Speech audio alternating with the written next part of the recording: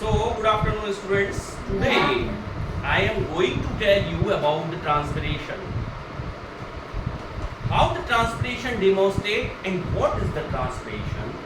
So, to demonstrate the transpiration, what I have done, I tagged one polythene with the twig of this plant.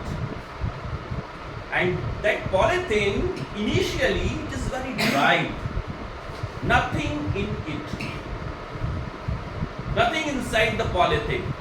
But when I tagged it tightly like that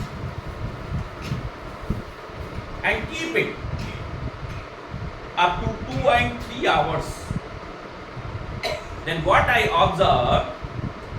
observed that some water droplets are there inside this polythene. Some water droplets. You can see also. Water droplets is there or not? Yes, sir. Are you able to see the water droplets Yes, sir. inside this polythene? Yes, sir. So, from where this water comes? Can you tell me anyone? From there, the water comes inside this polythene. Yes. Give answer. Yes.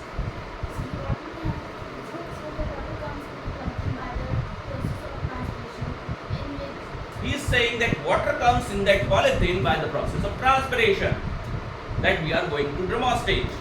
So what is the transpiration? Can you explain anyone the transpiration? Do you know transpiration is an important process which you have studied in 6th class also.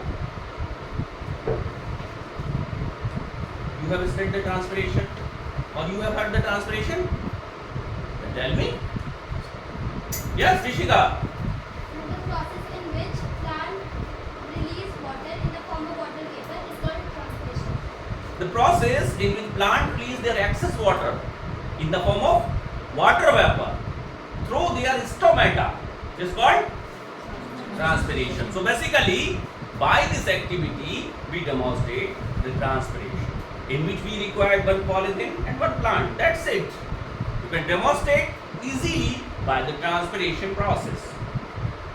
So, science says learning by doing. So, by demonstration, what we are doing?